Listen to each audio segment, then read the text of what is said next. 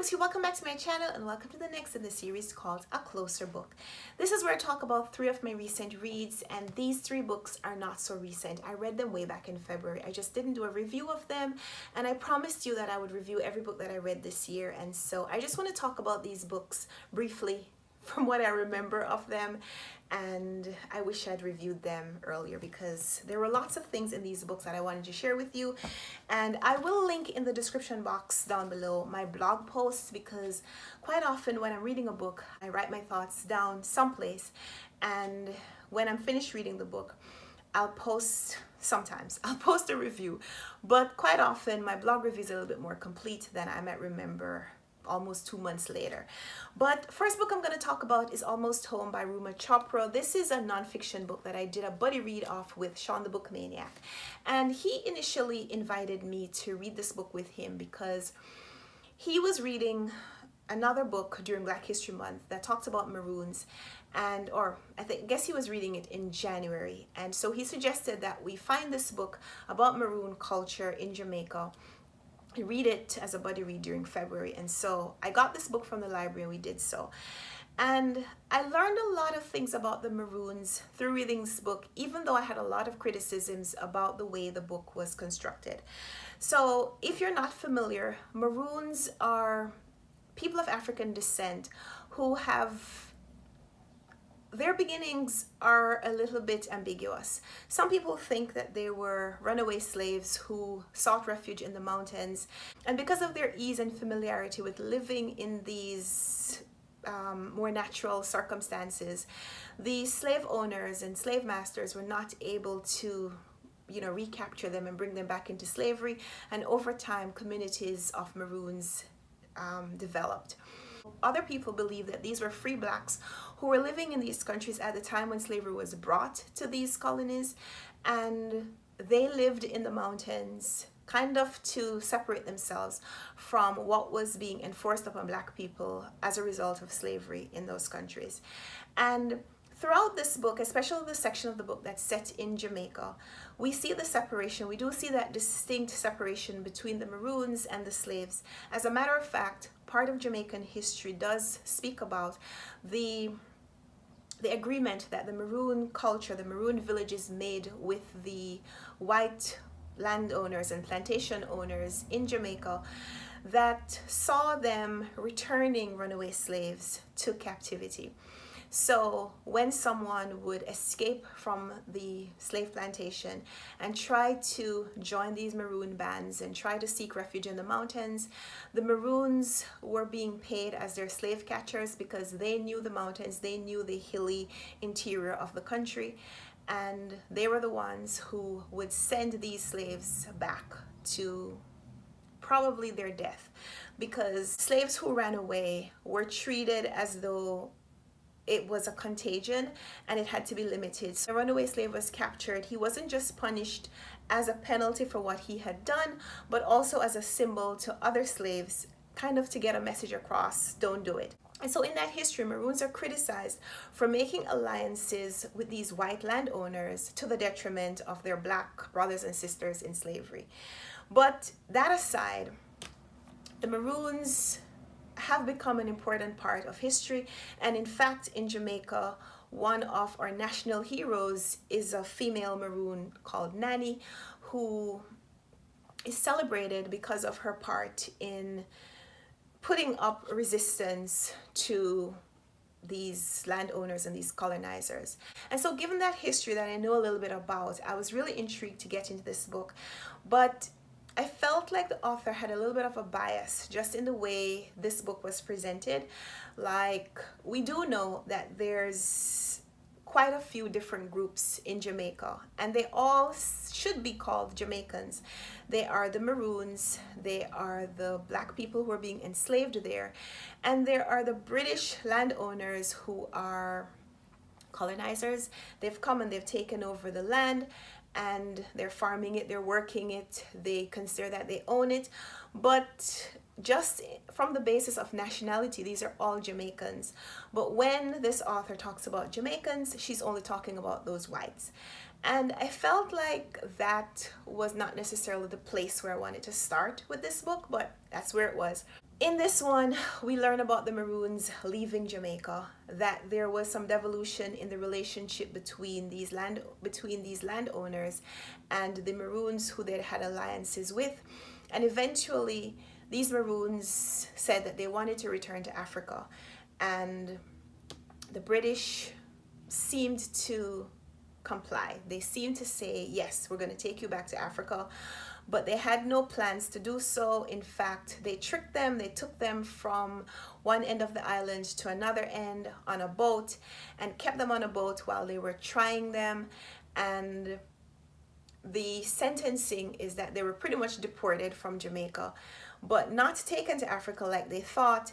They were taken to Canada, where the stark contrast between the climate in Jamaica and the climate in Canada, especially during winter, did not make for easy assimilation for these Maroons, and so eventually they weren't able to thrive, and then some of them were taken back to Jamaica and some of them were taken to Africa. And so this book shows the movement of those people from one country to another, and it's quite a play on the title Almost Home, because at the point where they think that they're going to the home that they said they want to return to, it's really an illusion that's just being dangled in front of them, and they're being tricked and treated to something that is not quite what they signed up for. But even in the process of their movement, it's as though there are these main characters that are emerging, these British men, their superintendents, the men who are being charged to look after them. It seems as though their stories were what we're being told in this narrative, that we had these men, and it's been a while so I don't remember all the names, but there was one man in particular who he was being paid by the British government as the overseer of these Maroons, and it was quite a contrast and comparison between the Maroons having an overseer who's called a superintendent, but he functions almost like the overseer that is being paid on the slave plantation to watch over these slave laborers.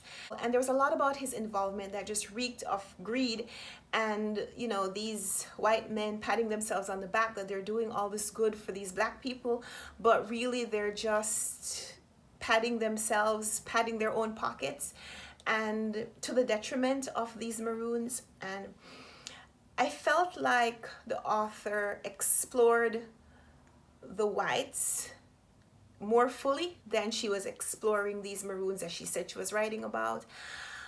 The only caveat to my criticism about this book is that while this is a female author, Ruma Chopra is a professor. It says in the back that she's a professor of history at San Jose State University, and I don't know what her interest was in this Maroon culture, but I'm imagining that as a professor she probably had several grad students working with her and writing parts of this book, and so it felt like that when I was reading it, like the themes weren't necessarily completely centered on, like we were getting a lot of narrative from the different perspective of various authors, even though there's only one author named here. So I was glad that I read this. I was glad about the things that I learned about the history of Maroons in Jamaica, and what happened to some of them after they left Jamaica, and eventually what happened in the period before they returned to Jamaica. But this is not necessarily a book that I recommend for its readability, because I know Sean didn't love it. We went through it together, and we were happy. I think we were both exposed to this story, but not necessarily one that I could say that I think you should drop everything that you are doing and read this book right away. I do want to read more books about Maroons because I am interested in the history of my country. I'm interested in the history of my people. So if you've read another book, nonfiction book about Maroons in the Caribbean, and you have a better recommendation for me, I'd love to hear from you in the comments down below. The next book that I read was also a buddy read with Sean and Doris and Alba from Seriella, Doris from All the Books, Chris Wallach, Justin from Ghost Reader. There were a few of us in this buddy read, and it was fantastic. I loved everything about this book. It's also to do with slavery, and we are reading this in February during Black History Month. And this one is set in the South, during that period in the early 1800s, where we still had slaves being owned by people. But the spin on this one is that several of the slave owners in this story are also Black. And we have a lot of different perspectives of Black people being tossed out by this author, who himself is a Black man. Edward P. Jones is a Black man. Is his picture in this one? Yes, it is. This is Edward P. Jones. And I thought that this book was unusual but refreshing, and it brought a new perspective that I'd never read before. I never really thought about Black people owning slaves, but once I read this, I could totally see it. And so there was a lot of commentary in this book about human culture and human relationships and what it takes to survive through these adverse circumstances. What are some of the things that you have to give up in order to win? And what does winning look like? I feel like the best review of this book would be to give you access to the conversation between my fellow buddy readers, because there was just so much in-depth review and discussion and exploration of the topics of each theme, of each chapter, of each page, of each character, and what they brought to the story, that several weeks later I won't be able to recall, and I just would not be able to share with you adequately here. But I'll tell you that one of the main characters in this book is such an unlikely figure. She's a woman who appears as though she is crazy.